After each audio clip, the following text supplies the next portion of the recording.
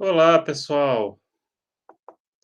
Hoje a gente vai prosseguir aqui na nossa disciplina de arbitragem e mediação internacional. A gente vai começar o ponto um, né? A proposta, pessoal, é a seguinte: é fazer vídeos mais curtos. eh, Inclusive, se for necessário, a gente vai dividir os pontos em várias partes, porque eu reconheço que aula exclusivamente gravada é muito cansativo, né? Então, a gente vai começar o ponto um. Formas alternativas de soluções de conflitos. Esse é o nosso primeiro ponto, né.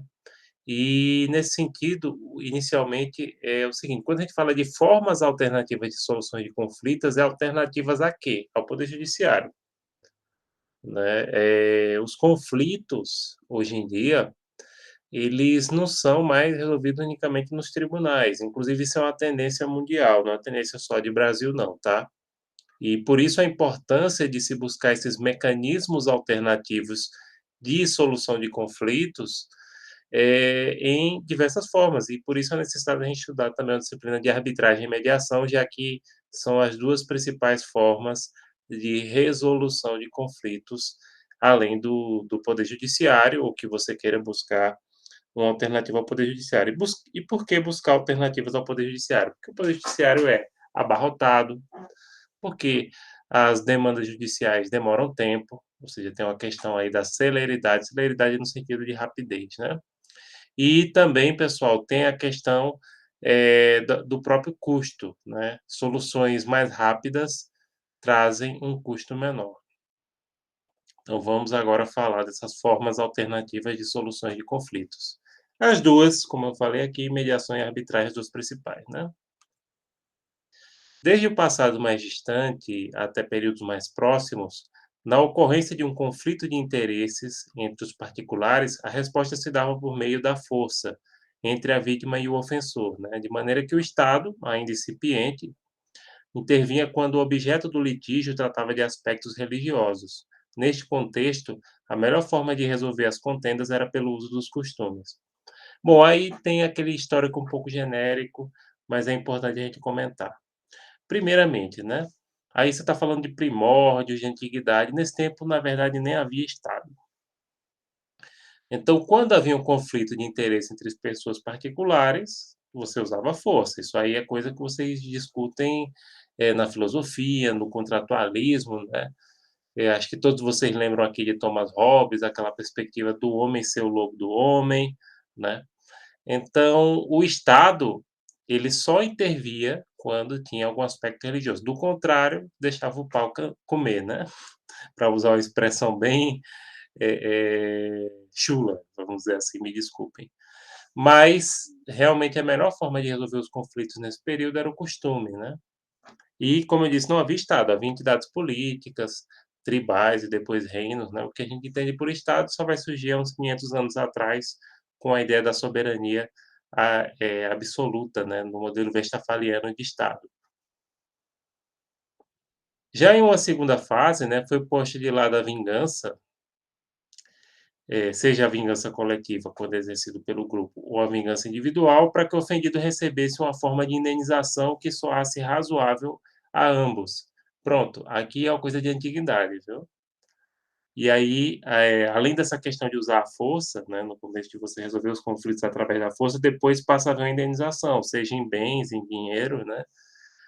A própria Bíblia também tem esse aspecto, né, de resolução de conflitos através da própria indenização, ou seja, de você compensar uma pessoa por uma perda, poder "Ah, não", inclusive no direito dos povos bárbaros, né, tinha até o dinheiro de sangue, que era chamado, então, os parentes de uma vítima de assassinato podiam dispensar, por exemplo, o cumprimento de uma pena capital de homicídio, ou seja, de uma pena de morte ou de vingança, desde que recebesse uma indenização por aquilo, né. E essa indenização pode ser, como eu disse, em bens, pode ser em animais, pode ser em dinheiro também, né. Porém, na medida em que muitas percebam aí que são fases, né. Então, numa primeira fase, as partes se resolvem através da força e o Estado pouco intervém. Na segunda fase, você já passa a haver uma compensação econômica, né. e aí a gente vai falar já de uma terceira fase. Porém, na medida em que muitas vezes as partes não chegavam ao denominador comum em relação a essa reparação, o quanto deviam pagar, né, dessa reparação, porque isso no princípio era negociado entre as partes, isso dá início à terceira fase, no qual o Estado, né, teve que intervir, obrigando os envolvidos a nomear um árbitro para apontar o valor da indenização. Então, aqui essa terceira fase, um terceiro, indicado pelo Estado, vai dizer quanto é que se tem que pagar de indenização para compensar os danos da vítima. Já a quarta fase, né, ela consagrou uma modalidade de distribuição de justiça que solidificou e o Estado, afastou o uso da justiça privada, passando a ter o poder exclusivo de solucionar os conflitos. E isso vai se consolidar principalmente com a questão do monopólio da violência pelo Estado, que é um dos atributos da soberania estatal, né. Então o Estado proíbe qualquer forma de composição entre as partes para resolver conflito, não permite mais, não, não pode mais resolver com vingança, não pode resolver usando suas próprias mãos, não pode resolver negociando pagamento de indenização. Agora, quem resolve tudo, quem soluciona os conflitos é o Estado. Essa é a quarta fase, né? Então, o caminho do exclusivismo estatal na resolução de conflitos deixou de ser lógico, tendo em vista a saturação da via judicial, em virtude da dificuldade do aparelho estatal em conseguir dar conta de resolver os inúmeros litígios que, com o tempo, passaram a se avolumar nos tribunais.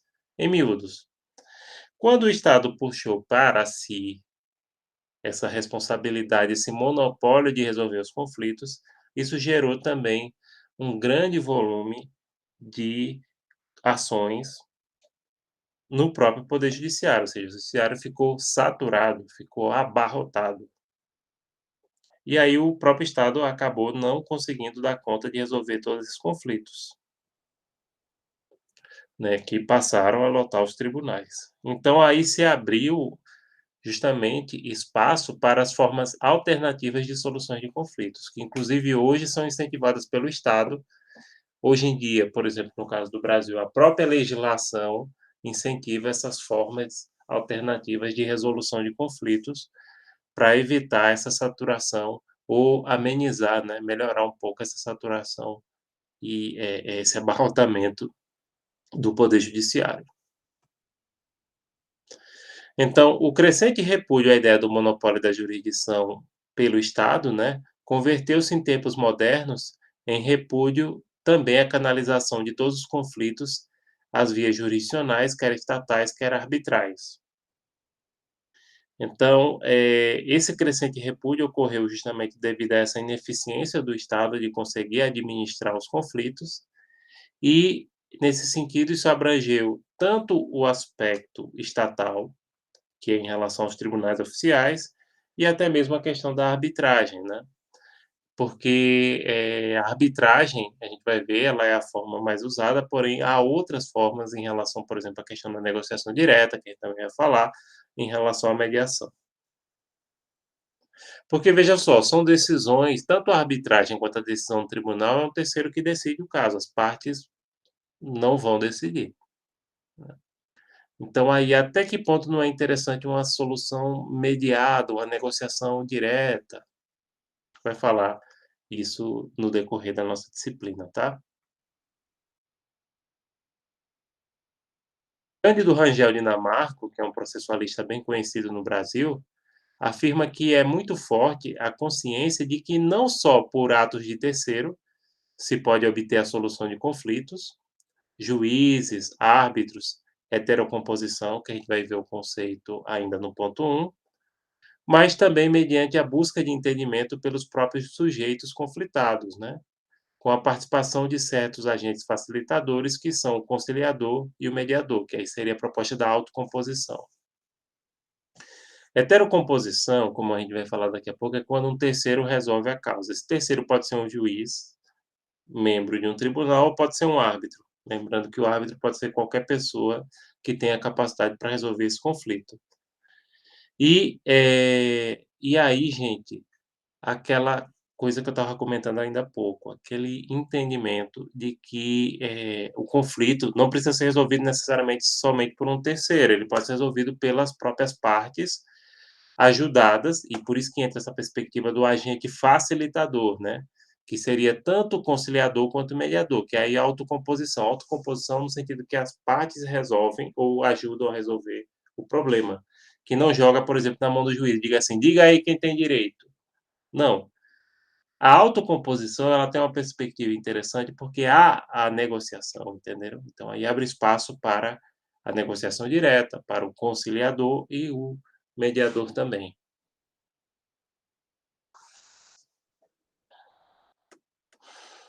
A arbitragem, a conciliação, a mediação constituem no direito moderno objeto de muita atenção da doutrina, com reflexos no direito positivo e, em alguma medida, também na experiência cotidiana. Porque hoje em dia cada vez mais aumentam a forma de utilização tanto da arbitragem, da conciliação, da mediação, da negociação direta. E, os autores, os pesquisadores acabam estudando bastante isso e, como eu disse, a própria legislação oficial do estado acaba incentivando em muitos aspectos essa perspectiva de que antes de deixar na mão do juiz, as partes tentam resolver entre si. Então, por exemplo, acho que todos vocês sabem, questões como direito do consumidor, direito do trabalho, né, a fase inicial do processo é justamente uma fase que se tenta conciliar as partes dentro do próprio judiciário. Aí, se as partes não conseguirem chegar a um acordo, percebo que ali é conciliação. Ou seja, tem uma pessoa ali que é treinada, né, que não é o juiz necessariamente, geralmente é uma pessoa que tem uma formação para isso de conciliação, ela tenta dar sugestões, tenta ajudar as partes a negociar e diz: "Não, se não conseguiu chegar a um acordo, o juiz vai decidir", né. Bem, seja como for, antes havidos como meios alternativos de solução de conflitos, os hoje mais corretamente titulados meios extras judiciais de solução de conflitos, em um primeiro momento foram interpretados como resposta ao poder judiciário, atolado e com dificuldades para respirar, e atualmente, devido aos seus próprios méritos, muito mais do que alternativa a esse cenário, se consolidaram como efetivo instrumento de resolução de conflitos, independente da situação que alcança o judiciário, né. Então, no começo chamava meios alternativos de solução de conflitos. Hoje em dia o autor gosta do termo meio extrajudiciais. Olha, a maioria entende como um sinônimo, tá. Então, tanto faz vocês chamarem de meios alternativos, quanto meios extrajudiciais de solução de conflitos. Eh, e aí houve essa questão, ou seja, no primeiro momento o próprio judiciário disse assim: "Não aguento mais, estou com dificuldade para respirar, é tanta ação aqui que tem que buscar essas soluções, eh, para tentar resolver esse problema aqui do judiciário atolado", né. E atualmente e por isso é que está falando aqui nessa frase, é que as partes, as próprias pessoas, sejam as empresas, sejam as pessoas envolvidas, foram percebendo que essas soluções alternativas ou extrajudiciais, elas são bem interessantes. Elas podem ser mais interessantes, mais rápidas, mais baratas, principalmente essa questão da rapidez e do custo, do que ficar esperando que um juiz iluminado dê uma decisão sobre aquele assunto.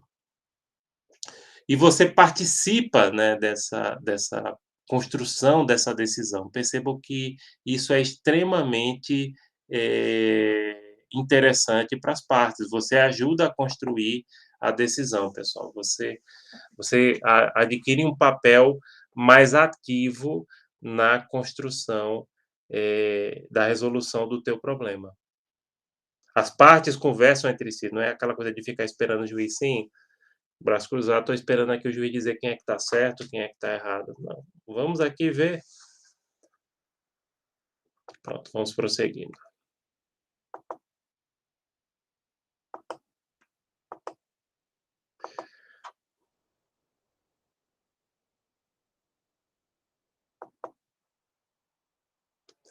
Bom, pessoal, siglas para mecanismos de solução de conflitos, né, os autores usam muito essas siglas.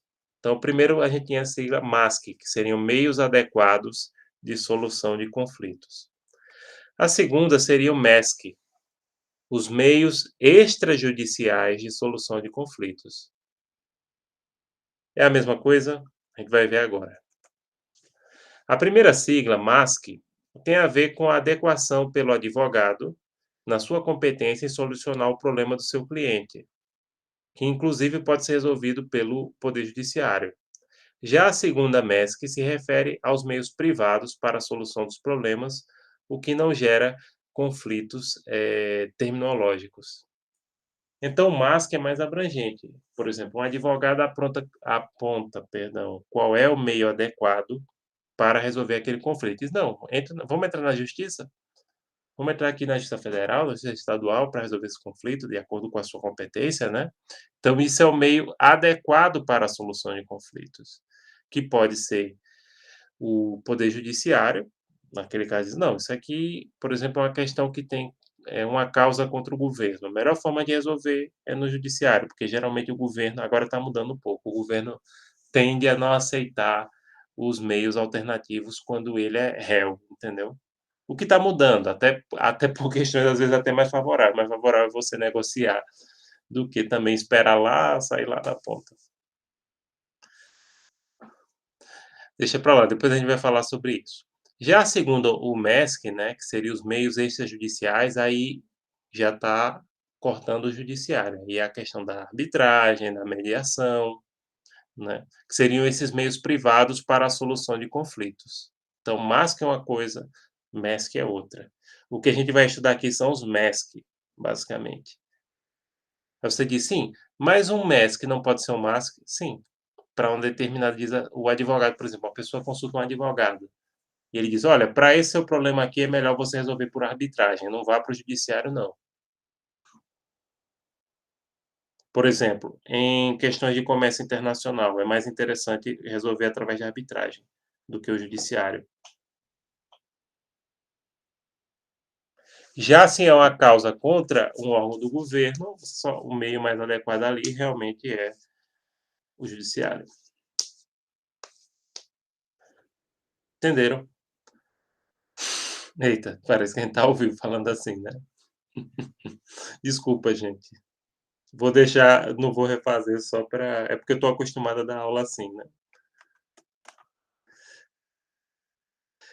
Para Paulo Antônio Alves de Almeida, o conflito é mais que um desacordo, que uma discordância entre os membros de um grupo, né. Implica um elevado envolvimento na situação, a emergência de uma certa intensidade de emoções e a percepção da existência de oposição e de tensão entre as partes. Agora a gente vai trabalhar mais um pouquinho a questão do conceito de conflito, né.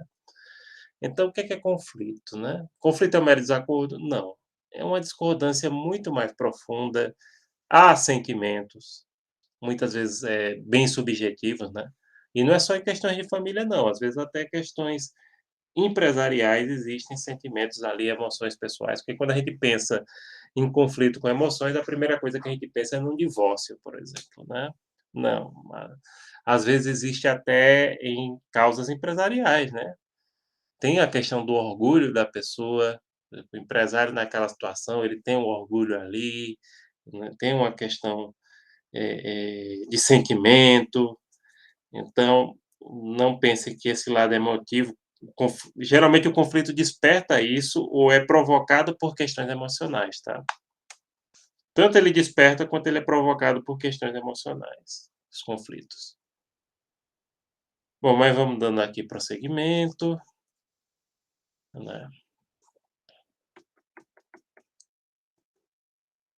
De acordo com Luiz Fernando Almeida Guilherme, o conflito se dá quando posicionamentos diferentes entendem que suas necessidades não podem ser, satisfeitas ao mesmo tempo. Então, esses posicionamentos podem vir de pessoas naturais como nós, né, seres humanos nascidos com vida, ou pessoas jurídicas, ou entre pessoas jurídicas e pessoas naturais, né.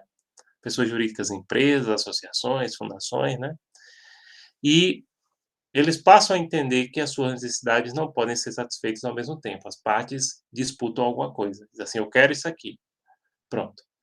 "Eu quero essa tesoura", que está aqui no meu computador. "Quero essa tesoura". "Beleza, eu também quero".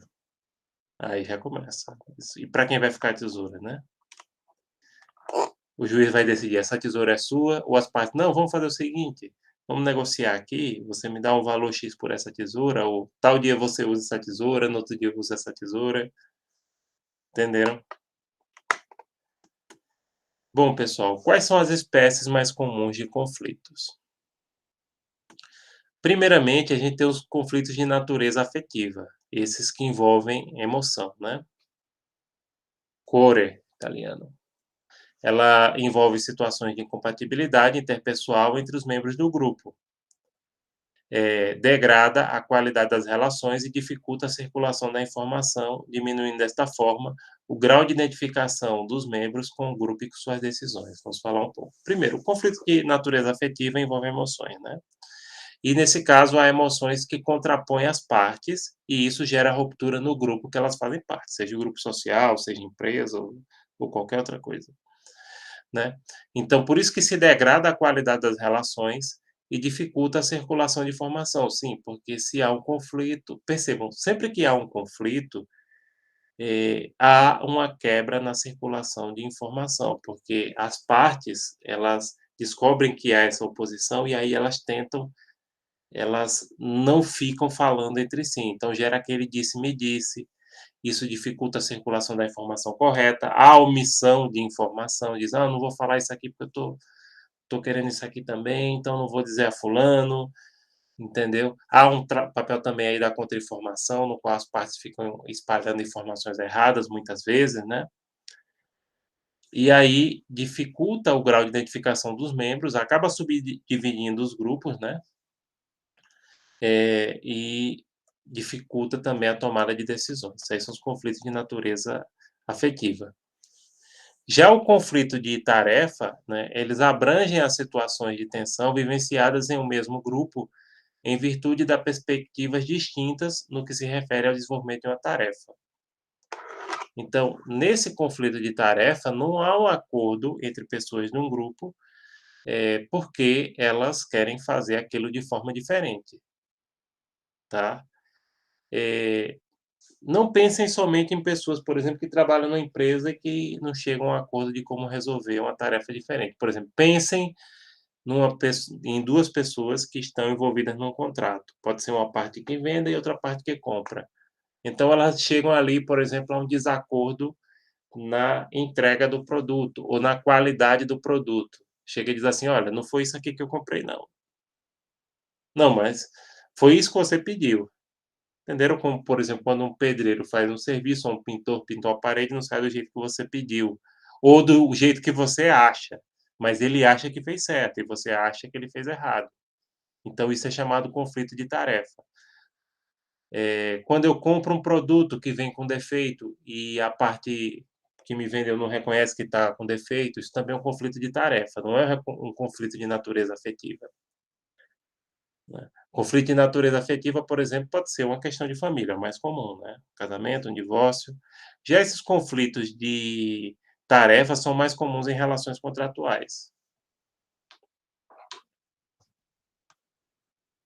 Pronto, pessoal, aqui nós vamos terminando a primeira parte do ponto um, né, a segunda parte do ponto um, a gente vai comentar, eh, em seguida, né, e depois a gente vai disponibilizar.